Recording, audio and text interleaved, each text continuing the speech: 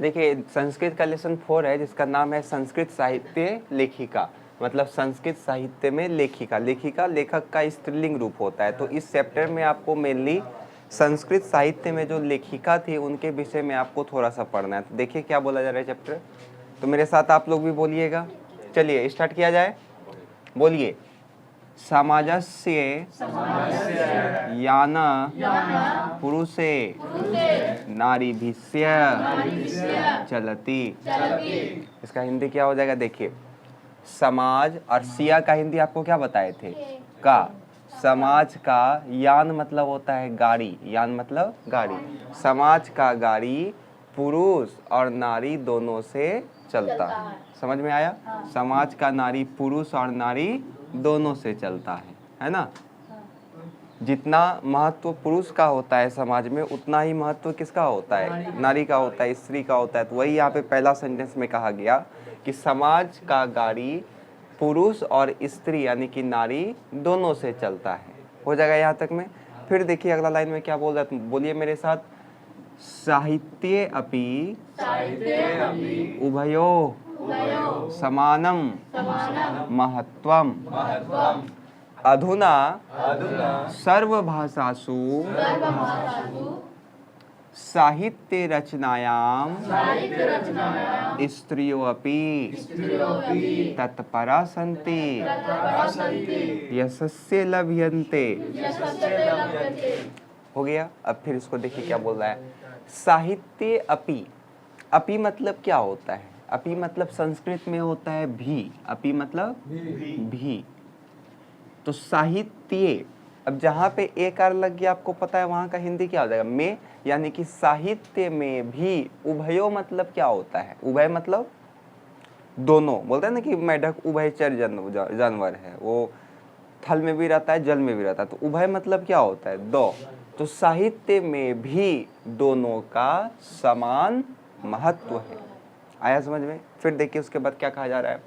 आधुना सर्वभाषासु मतलब आज सभी भाषाओं में साहित्य रचनायाम स्त्रियोपि तत्पर सन्ति। आज सभी भाषा में साहित्य का रचना में स्त्रियां भी क्या हैं, तत्पर हैं। ठीक है। और यशस्य लभ्यन्ते, और रचना कर करके अपना यश को प्राप्त करती है, अपना ख्याति को प्राप्त करती है। फिर से बोलिए। संस्कृत साहित्य प्राचीन कालादेव साहित्य समृद्धो योगदानम न्यूनाधिकम प्राप्यते। पाठे अस्मिन् प्रसिद्धानां लेखिकानामेव चर्चा वर्तते। पर्चा नहीं, चर्चा वर्तते। येन संस्कृत निधि पूर्णे तासाम योगदानम ज्ञायेत। अब इसका देखिए क्या बोला जा रहा है आखिर में, कहाँ पे होगा, यहाँ से देखिए। इसका हिंदी आप लोग बताइए क्या हो गया। संस्कृत साहित्य, समझ गए ना। संस्कृत साहित्य में, संस्कृत साहित्य में, संस्कृत साहित्य में प्राचीन कालादेव मतलब प्राचीन काल में साहित्य समृद्धो योगदानम मतलब कि संस्कृत साहित्य में भी प्राचीन काल में साहित्य को समृद्ध करने में जो स्त्री का योगदान न्यूना अधिकम मतलब न्यून जोर अधिक मिल करके क्या बन गया, न्यूना अधिकम। संधि जब करवाएंगे आपको तो अच्छे से क्लियर हो जाएगा। तो क्या बोला गया, संस्कृत साहित्य में प्राचीन काल में साहित्य को समृद्ध करने में योगदान अधिक और कम प्राप्त होता है। किसका, महिला लोग का, नारी लोग का। जिस प्रकार से पुरुष लोग साहित्य का रचना करते थे उसी प्रकार से नारी यानी कि स्त्री भी क्या करते थे, रचना करते थे। तो वही कहा जा रहा है यहाँ पे कि योगदान हम लोग को प्राप्त होता है। फिर देखिए पाठे अस्मिन् प्रसिद्धानाम मतलब इस पाठ में कुछ प्रसिद्ध लेखिका का नामे मतलब नाम चर्चा वर्तते चर्चा किया गया है। ये न संस्कृत निधि पूर्णम जिन्होंने संस्कृत निधि को पूरा करने में तासा योगदान ज्ञाते अपना योगदान दिया। आया समझ में? तो यहाँ तक में किसी को कोई दिक्कत है? एक बार केवल हिंदी समझ लीजिए। तो समाज का गाड़ी पुरुष और नारी दोनों से चलता है। साहित्य में भी दोनों का समान महत्व है। आज सभी भाषा में साहित्य का रचना में स्त्री भी तत्पर है और अपना यश को क्या कर रही है, प्राप्त कर रही है। संस्कृत साहित्य में प्राचीन काल में ही साहित्य को समृद्ध करने में उनका योगदान अधिक और कम प्राप्त होता है। इस पाठ में कुछ प्रसिद्ध लेखिका का नाम का चर्चा किया गया है जिन्होंने संस्कृत निधि को पूरा करने में अपना योगदान दिया है। आया समझ में? हो जाएगा। ऑब्जेक्टिव यहाँ से कई सारा उठता है तो पूछ लेगा आपसे कि समाज का गाड़ी किससे चलता है, तो नर और नारी ऑप्शन में रहेगा, मार दीजिएगा, या पुरुष और स्त्री रहेगा तो मार दीजिएगा। ठीक, बात समझ में आया? चलिए यहाँ तक का पहले हिंदी लिख दीजिए, फिर उसके बाद करवाएंगे। समाज का गाड़ी, संस्कृत अगर आपके पास बुक है तो मत लिखिए, आप इसको पहला पैराग्राफ का हिंदी लिखिए, बुक से मिला लीजिएगा।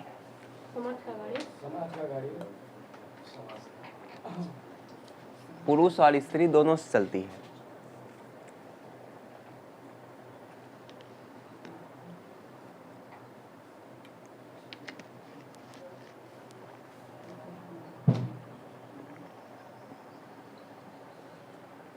साहित्य में भी दोनों का समान महत्व है। साहित्य में भी दोनों का समान महत्व है। साहित्य में भी दोनों का समान महत्व है।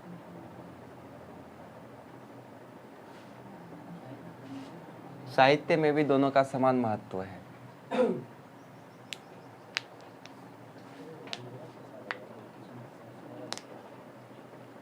हो गया? साहित्य में भी दोनों का समान महत्व है। आज सभी भाषाओं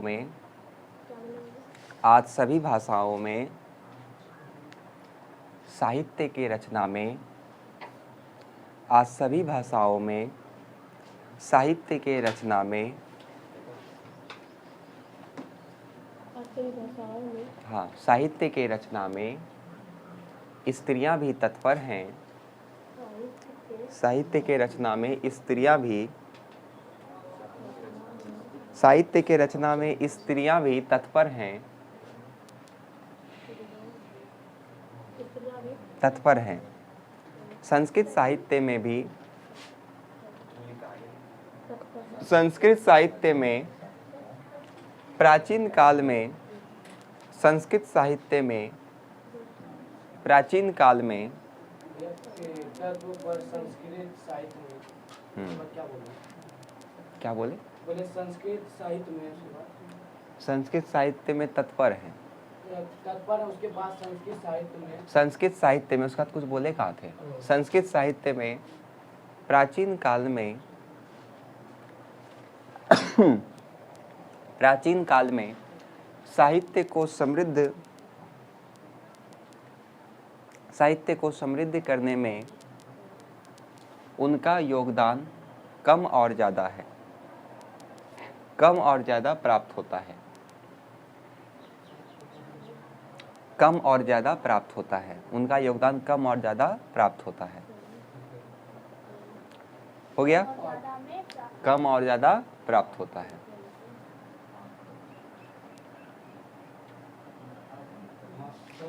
इस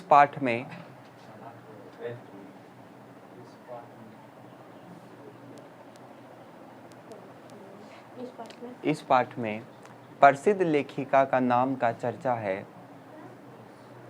इस पाठ में प्रसिद्ध लेखिका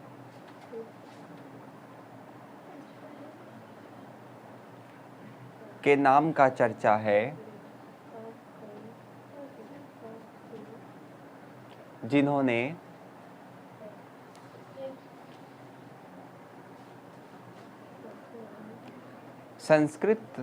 जिन्होंने साहित्य निधि को पूरा करने में, जिन्होंने साहित्य निधि को पूरा करने में,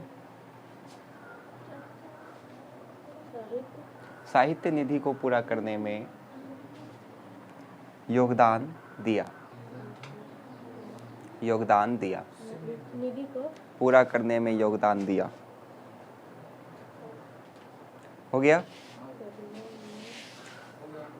चलिए अगले पैराग्राफ को समझिएगा। सबको यहाँ बोलेगा, बोलिए बोलिए। विपुलम संस्कृत साहित्यम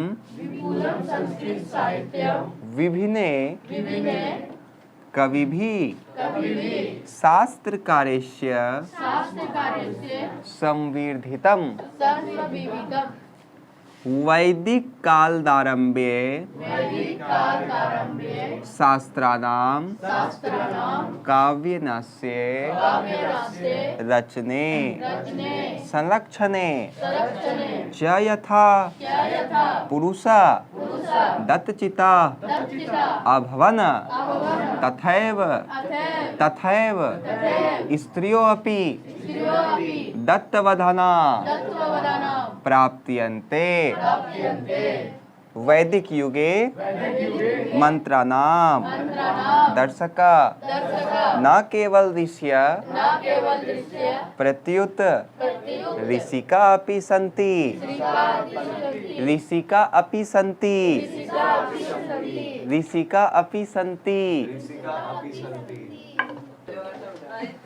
बोले ऋषिका अपि सन्ति। ऋग्वेदे चतुर्विंशति अथर्ववेदे च पंच ऋषिका मंत्र दर्शनवत्यो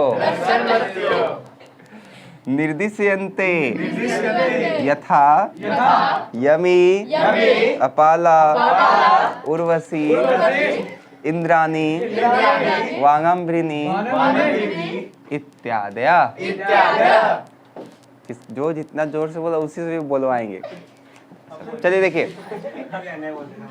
विपुल संस्कृत साहित्य मतलब विपुल संस्कृत साहित्य में विभिन्न मतलब विभिन्न कवि भी मतलब क्या हो जाएगा कवि। विपुल संस्कृत साहित्य में विभिन्न कवि सात और शास्त्र वो क्या है संवर्धित हैं। वैदिक काल आरंभे मतलब वैदिक काल के आरंभ में शास्त्रानाम काव्यनस्य मतलब शास्त्र और काव्य को रचने में और संरक्षण करने में जैसे पुरुष का दत्त है उसी प्रकार से किसका दत्त है स्त्रियों का भी दत्त प्राप्त होता है। समझ में आया क्या बोला जा रहा है यहाँ पे? ध्यान से समझिएगा। विपुल संस्कृत साहित्य में विशाल संस्कृत साहित्य में विभिन्न कवियों ने क्या किया शास्त्र का रचना किया है।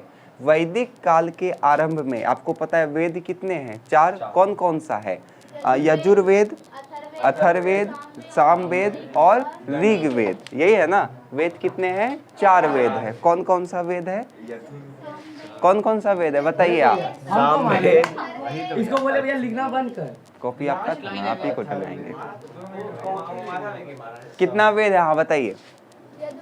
यजुर्वेद, सामवेद, अथर्ववेद, ऋग्वेद। चार वेद सबको पता है ना? तो वही यहाँ पे कहा जा रहा है वैदिक कालारंभे शास्त्रानाम काव्यनस्य मतलब कि वैदिक काल के आरंभ से ही। वैदिक काल मतलब जिस काल में वेद का रचना हुआ था लगभग 1500 ईसा पूर्व के पहले वेदों का रचना शुरू हुआ था।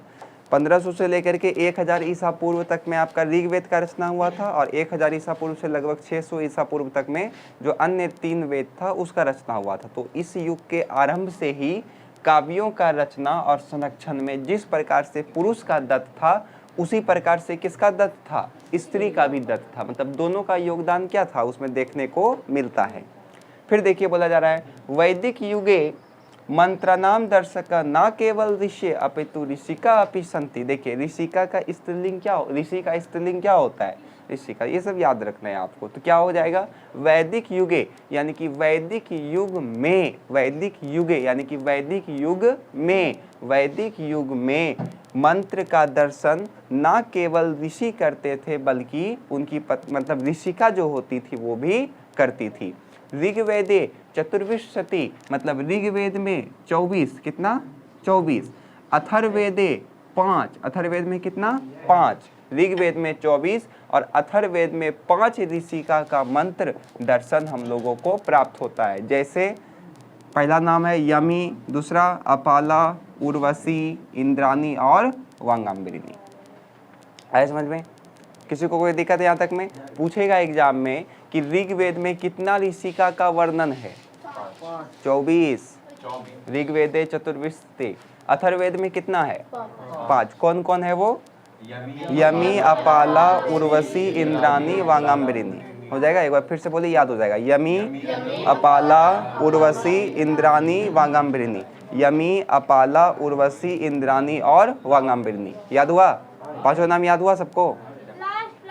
वांगांबरिणी ये इत्यादया मतलब इत्यादि है। ये वांगांबरिणी, हाँ वांगांबरिणी, ये इंद्राणी, इंद्राणी। दिक्कत याद है में किसी को? अरे तो आखिर ये बोला क्या जा रहा है उसको ध्यान से समझेगा।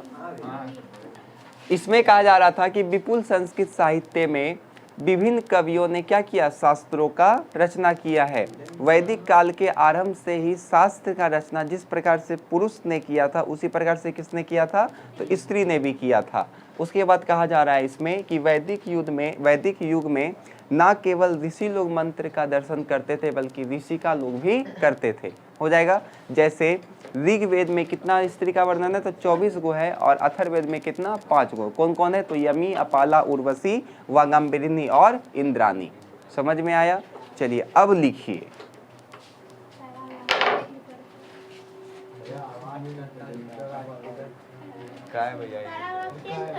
हाँ पैराग्राफ चेंज करके लिखना। विपुल संस्कृत साहित्य में लिखिए। विपुल संस्कृत साहित्य में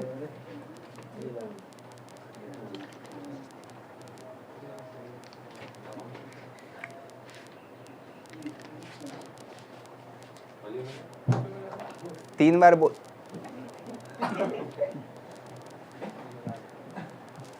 विपुल ये लोग मेरा हरकती बच्चा सब है। विपुल संस्कृत साहित्य में विभिन्न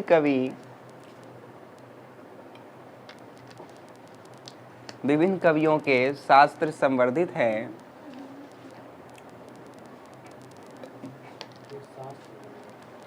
शास्त्र वहाँ लिखा हुआ है, संवर्धित हैं, कवियों के शास्त्र संवर्धित हैं।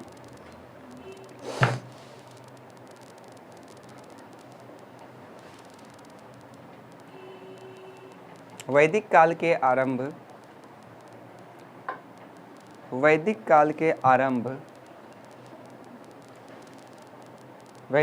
के आरंभ में शास्त्र व काव्यों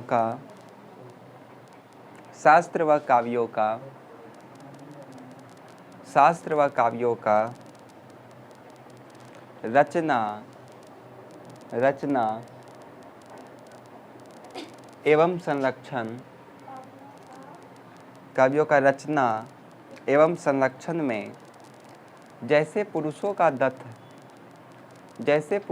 दत्त था एवं संरक्षण में जैसे पुरुषों का दत्त था वैसे ही स्त्रियों का दत्त भी प्राप्त होता है।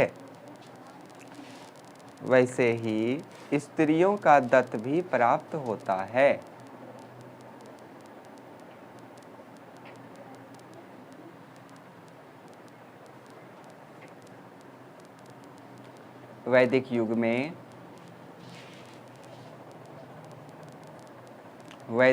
में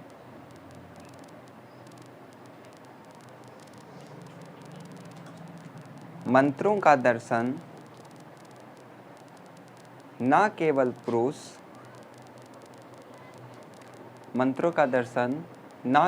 पुरुष बल्कि ना केवल ऋषि लिखिएगा, पुरुष लिखा दिया। हाँ ना केवल ऋषि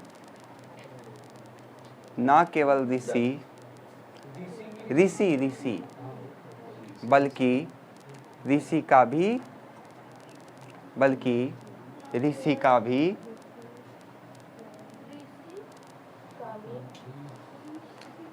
ना केवल ऋषि बल्कि ऋषिकाओं का भी है। बल्कि ऋषिकाओं का भी है, ऋषिकाओं का भी है, ऋषिकाओं का भी है। ऋग्वेद में 24, ऋग्वेद में 24, यहाँ ऋग्वेद सब चीज़ लिखा हुआ है, अगर आप ध्यान से देखिएगा तो थोड़ा सा बस चेंज करना होता है। ऋग्वेद में 24, ऋग्वेद में 24 और अथर्ववेद में 5। अथर्ववेद देखिए खाली यहाँ पे ओ लगा दीजिएगा थो के पहले, बाकी उधर वाला लिख दीजिएगा। अथर्ववेद में 5 ऋषिकाओं का, अथर्ववेद में 5 ऋषिकाओं का मंत्र दर्शन मिलता है, मंत्र दर्शन मिलता है, मंत्र दर्शन मिलता है। जैसे जैसे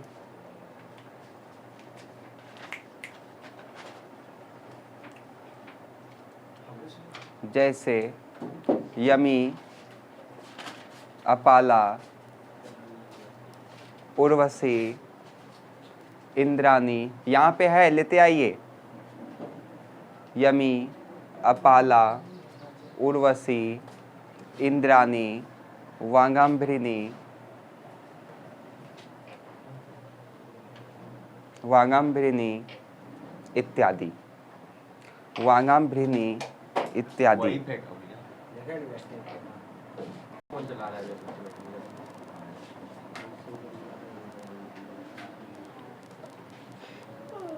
समझा जाए? चलिए बोलिए मेरे साथ। बृहदारण्यकोपनिषद याज्ञवल्क्यस्य पत्नी मैत्रेयी दार्शनिक रुचिमती वर्णिता याम याज्ञवल्क्य आत्मतत्त्वं शिक्षयति जनकस्य सभायां शास्त्रार्थ कुशल गार्गी वाचकन्वी तिष्ठति स्म। महाभारते अपि जीवन प्रयत्नं वेदांत अनुशील परायां सुलभायां वर्णनम लभ्यते। अरे लय में बोलिए, लय का मतलब होता है लभ्यते नहीं बोलना है। लभ्यते बोले तो वो हिंदी हो गया, लभ्यते इसको बोला जाता है संस्कृत। चलिए क्या हो जाएगा इसका हिंदी? देखिए उपनिषद 108 है, उपनिषद का संख्या कितना है? 108। अब वेद का संख्या कितना है? 4। वेदांत का संख्या कितना है? तो 6, 24 नहीं 6। तो उपनिषद का संख्या कितना है? 108। जैसे कि आपका पहला चैप्टर जो मंगलम था उसमें आपको दिखा होगा मुंडक उपनिषद, कठोपनिषद, ईशावास्य उपनिषद, श्वेताश्वतर उपनिषद, ये सब उपनिषद था ना। तो एक उपनिषद देखिए और देखिए आपको इसमें बृहदारण्यक उपनिषद। तो कहा जा रहा है कि बृहदारण्यक उपनिषद में याज्ञवल्क्य की पत्नी मैत्रेयी, मतलब कि याज्ञवल्क्य की पत्नी का नाम क्या है? मैत्रेयी। दार्शनिक रुचिमती वर्णिता, या वो कौन सी रुचि की थी? तो दार्शनिक रुचि की थी। बात समझ में आया? क्या बोले हम? बृहदारण्यक उपनिषद में याज्ञवल्क्य की पत्नी मैत्रेयी दार्शनिक रुचि की थी, जिसका हमको वर्णन मिलता है। या याज्ञवल्क्य आत्म तत्व शिक्षयति, जिसको याज्ञवल्क्य ने किसका शिक्षा दिया था? आत्म तत्व का शिक्षा दिया था। बात समझ में आया? ये लाइन से ऑब्जेक्टिव बहुत बार पूछता है कि याज्ञवल्क्य की पत्नी का नाम क्या था? मैत्रेयी। याज्ञवल्क्य की पत्नी का नाम क्या था? मैत्रेयी। पूछ देगा कि याज्ञवल्क्य ने अपनी पत्नी को किसका शिक्षा दिया? पढ़ाई का भोकाचन सब। आत्म तत्व का किसका शिक्षा दिया? आत्म तत्व का शिक्षा दिया। इस बात का चर्चा आप लोगों को कहाँ मिलता है? तो बृहदारण्यक उपनिषद में। बात बुझे? आगे बढ़िए। ऐसे जनक को आप लोग पहचानते हैं ना, राजा जनक, सीता माता का पापा जी। तो जनकस्य सभायाम शास्त्रार्थ कुशल मतलब कि जनक के सभा में शास्त्रार्थ में कुशल कौन रहती थी? गार्गी और वाचकन्वी तिष्ठति सम, उसके दरबार में रहती थी। बात बुझे? क्या बोला गया? जनक के सभा में शास्त्रार्थ में कुशल गार्गी और वाचकवनी रहती थी। हो जाएगा यहाँ तक में? फिर देखिए आगे क्या बोल रहा है। महाभारते अपि मतलब महाभारत में भी जीवन प्रयत्न मतलब जीवन प्रयत्न में वेदांत अनुशील परायाम मतलब वेद अनुशील परंपरा में सुलभाया वर्णनम वर्तते। किसका वर्णन है? तो सुलभाया का वर्णन है। आया समझ में? ऋग्वेद में कितना महिला का कितना ऋषिका का वर्णन है? 24। अथर्ववेद में 5। कौन कौन? यमी, अपाला, उर्वशी, इंद्राणी और वांगाम्बिनी। ये था ना। फिर पूछेगा याज्ञवल्क्य की पत्नी का नाम क्या था?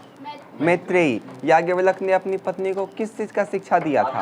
आत्मतत्व। जनक के सभा में कौन कौन जाती थी? गार्गी और वाचकवनी। महाभारत में किसका चर्चा है? है ना आसान? ये ऑब्जेक्टिव पूछेंगे तो आपको पता चलेगा। फिर देखिए ये खत्म हो गया। चलिए अब यहाँ से बोलिएगा।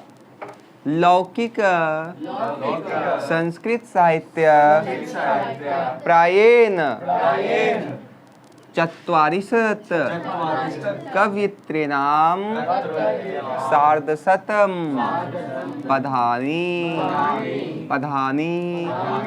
स्फुटरूपेण इत्थसतो लभ्यन्ते तासु विजयाङ्का प्रथम कल्प वर्तते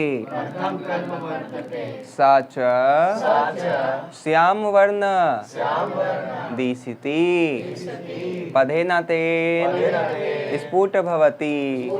ये एक श्लोक आया है, बोलिए। नीलो उल्पदस्यायाम विजयांकाम जानतः वृथैव दंडिना प्रोक्ता सर्वशक्ली सरस्वती सर्वशुक्ला सरस्वती सर्वशुक्ला। देखिए क्या हो जाएगा इसका? सर्वशुक्ला सरस्वती है दोनों। तो लौकिक संस्कृत साहित्य में प्रायः कितना? तो 40 मतलब 40 कवित्री का पद जो है लगभग 150 सार्धशत मतलब 150 पद स्फुट रूप में हमको क्या होता है? प्राप्त होता है। बात समझ में आया? लौकिक संस्कृत साहित्य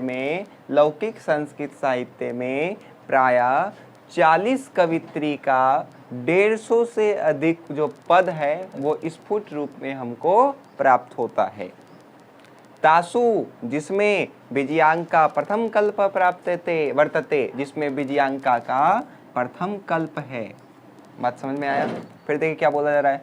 सच श्याम वर्ण सिद्धति और वो किस वर्ण की थी? तो श्याम वर्ण की थी। श्याम वर्ण मतलब सांवला थी। वो सांवला समझते हैं ना? श्याम जी कैसे थे? सांवले थे, काले थे। तो वही बात कहा जा रहा है कि वो किस वर्ण की थी? तो श्याम वर्ण की थी। पदेनातेन स्फुटी भवती उनका पद को देख करके कहा गया। क्या कहा गया? तो नीलो उत्पदस्यायाम विजयांका मजानता मतलब कि नील कमल समझते हैं ना? नील कलम जिस प्रकार से होता है उसी प्रकार से कौन है? विजयांका है। तो वृथैव दंडिना ने उसे क्या कहा? तो सर्वशुक्ला सरस्वती कहा। समझ में आया?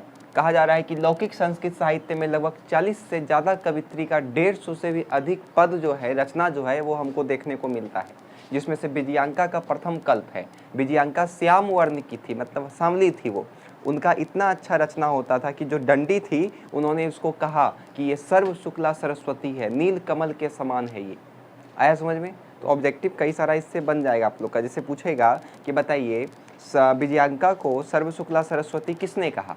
तो दंडिना ने कहा, है कि नहीं? विजयांका का रंग कैसा था? श्याम वर्ण का था। हो जाएगा यहाँ तक में? चलिए फटाफट इसको लिख लीजिए। हाँ पैराग्राफ चेंज कर दीजिएगा, ये अलग पैराग्राफ है। लिखिए वृहदारण्यकोपनिषद में याज्ञवल्क्य की पत्नी। देखिए गप मत करिए, जब लिखा है तो लिखिए, फिर छूटेगा तो बोलिएगा कि फिर से बोलिए। बृहदारण्यकोपनिषद में याज्ञवल्क्य की पत्नी मैत्रेयी, याज्ञवल्क्य की पत्नी मैत्रेयी, याज्ञवल्क्य की पत्नी मैत्रेयी दार्शनिक रुचि की थी, दार्शनिक रुचि की थी। मैत्रेयी दार्शनिक रुचि की थी। याज्ञवल्क्य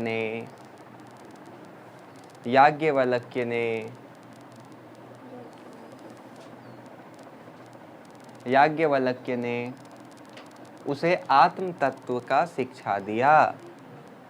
याज्ञवल्क्य ने उसे आत्म तत्व का शिक्षा दिया।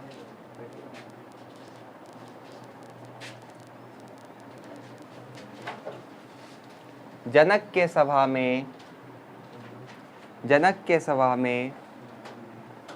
शास्त्रार्थ में कुशल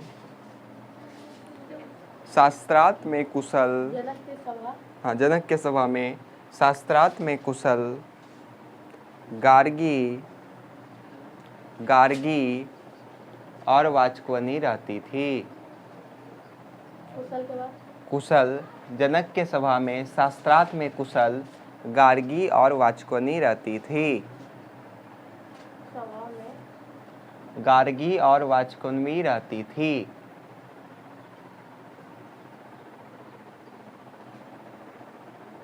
महाभारत में भी जीवन पैत्र में बोर्ड पे लिखा हुआ है, जीवन पैत्र में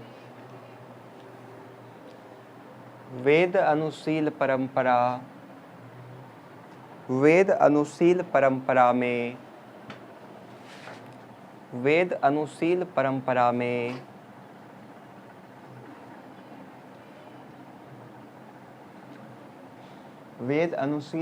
में सुलभाया का वर्णन है।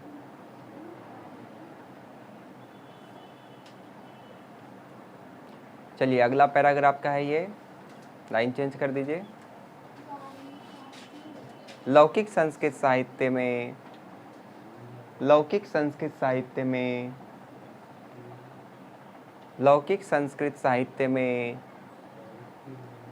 प्रायः 40 कवित्रियों का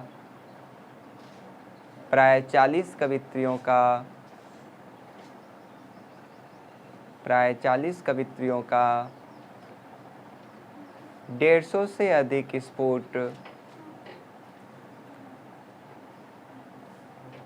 150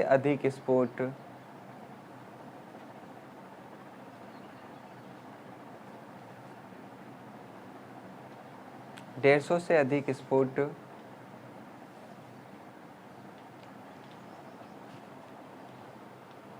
प्राप्त होता है जिसमें विजयांका का प्रथम कल्प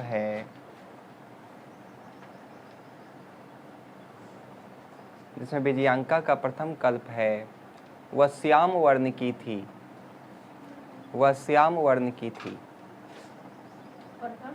कल्प है, प्रथम कल्प मतलब प्रथम स्थान है। वह श्याम वर्ण की थी, कल्प की थी।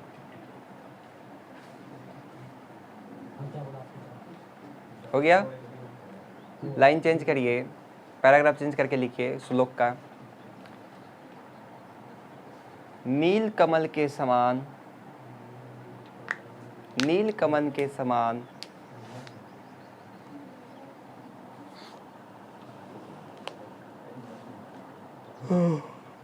विजयांका स्वर्ण वर्ण, विजयांका नील कमल के समान विजयांका श्याम वर्ण की थी।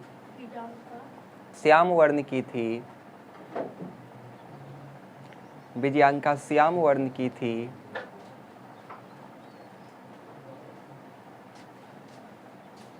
दंडिना ने उसे सर्व शुक्ला सरस्वती कहा। दंडिना ने उसे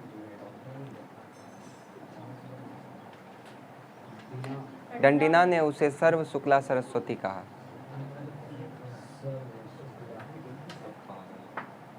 हो गया। चलिए इसके बाद का हम लोग नेक्स्ट पार्ट में कर लेंगे। उसका संस्कृत क्या